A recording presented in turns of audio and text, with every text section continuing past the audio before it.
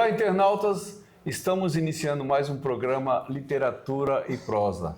E hoje eu estou recebendo aqui, mais uma vez e com muita satisfação, Luciane Abramo, empreendedora e escritora e amiga pessoal. Então, Luciane, bem-vinda à TV Relacionamento. Muito obrigada, professor Marrocos, à TV Relacionamento. Muito obrigada novamente pelo convite, a vocês que nos assistem também. Amém. Luciane, o papo hoje é sobre IA. Então, eu queria saber a sua opinião sobre a IA no meio empregatício, tá? Porque ela chegou de repente goela abaixo, como foi o celular na época que chegou, né?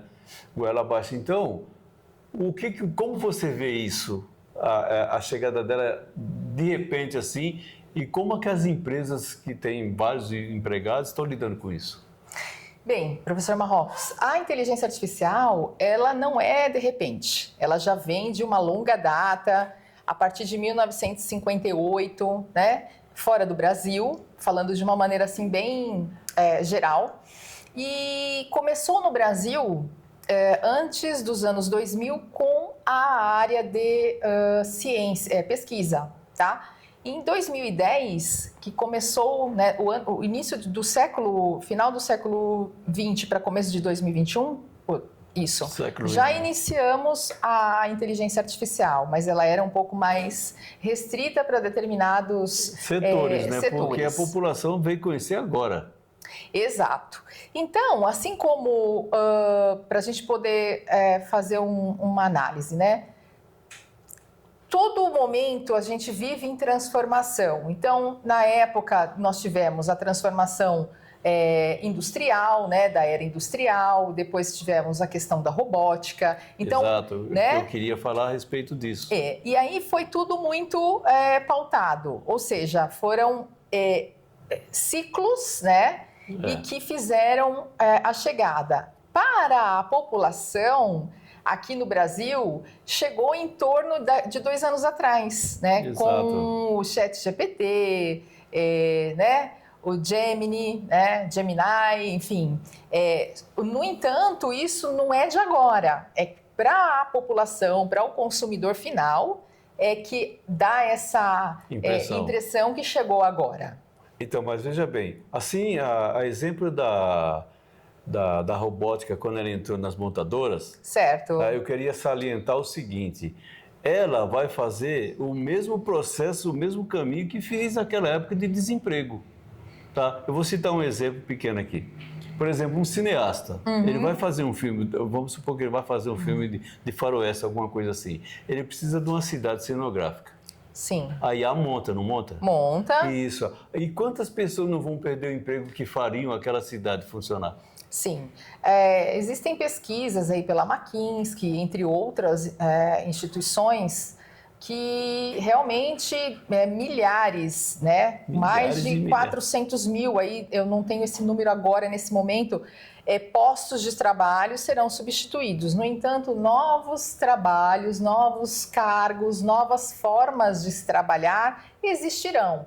O ponto maior é que, sim, nós estamos vivendo numa era mais do que nunca de muita transformação. Exato. E essa transformação, o ser humano precisa se adaptar. Para aqueles que... é bem delicado, porque nós que trabalhamos, eu trabalho com...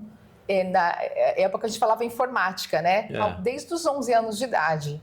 Então, a gente vive em constante movimento, a cabeça vive em constante movimento. Você dorme, fecha o olho, no dia seguinte já tem uma novidade. E a população que está habituado à época, né, que era tudo pautado em fases, né? Você crescia, você tinha família, depois você casava, você estudava, você tinha família, então você tirava férias e na época não existia, né, essa tecnologia que permitia que você fizesse contato. Porque era uma bitola, né? A vida das pessoas era uma bitola, né? Aquilo lá, você levantava, fazia tudo aquilo repetido todo dia. Agora, o que acontece, cortando um pouco a sua fala? A população do geral, ela não tem a cultura elevada para isso. Então, por isso que, assim, hoje você tem N ferramentas, né? Então, dentro das empresas, a IA, assim como na era industrial, na época da robótica, você tem o momento dessa transição. E, de fato, essa transição, ela é realmente delicada. E, realmente, a gente tem que estar preparado, sendo consumidor, né, profissional, empregador ou empregado, temos que ter esse preparo. E sim, vai ter o vale, né, aquela desestabilização. Desestruturação de tudo vai acontecer. E o mundo, ele muitas vezes ele vai ter essa demora. Então, por quê? Uma empresa que funcionava de uma determinada forma, ela vai automatizar processos, atendimento, rotinas, enfim, várias imagens, o marketing, como você bem colocou, a questão cinematográfica, né? Então você consegue hoje com a IA generativa, que é gerar fotos, filmes, imagens e uma série de fatores, incluindo dentro das empresas, e de fato muitos trabalhos, ou como muitos negócios estão acontecendo, que a gente chama de layoff, né? Muitas empresas estão demitindo em massa, que é por uma série de fatores. Também, né? O imediatismo, ele está presente nisso daí, né? Porque tudo está sendo feito às pressas. Não é que assim, não é nada às pressas. Hoje a gente tem ferramentas. Essa máquina, a gente chama, logo no início dos anos 2000, era o deep learning, que são o aprendizado daquela máquina. Então, para a máquina responder, você precisa ter informações, você precisa saber o que vai perguntar. Tem que colocar lá dentro como computador, né? Exato. Você coloca a informação. E aí a máquina vai aprendendo. Então, ela pode servir de um apoio, mas a IA, ela é um meio, ela não é o fim. Ela não é o fim para... né? Então, nós, seres humanos, sempre seremos necessários.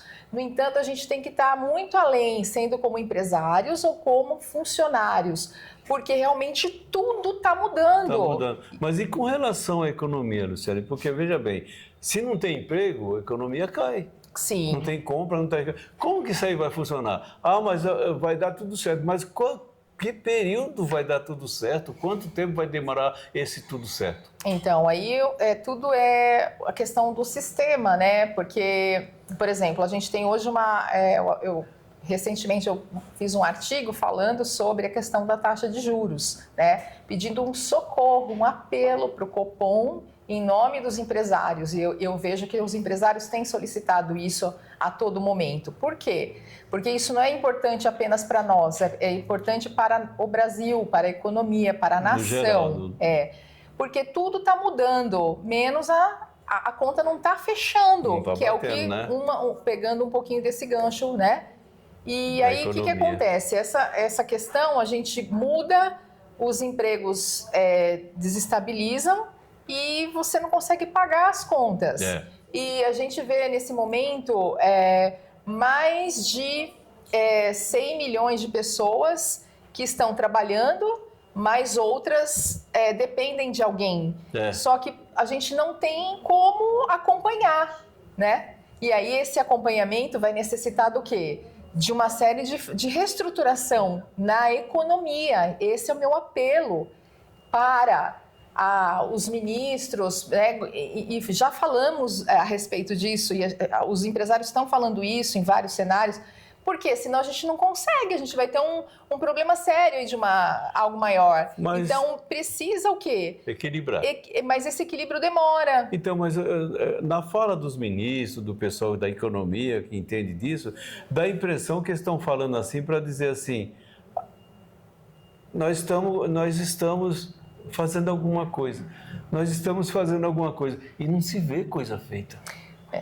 Bom, mas assim, para as empresas, elas precisam, né, a gente tem que se adaptar, o mundo está aí, dependemos de seres humanos, não Exato. É 100% a tecnologia que vai funcionar, a tecnologia ela funciona, é um meio. Mas ela tem que ser direcionada por alguém. Ela tem que ser direcionada por alguém e para algo, né? Exatamente. Então, assim, o que é importante? Que nós estarmos sempre aprendendo, ou seja, que nós falamos de lifelong learning, Sim. é o aprendizado contínuo.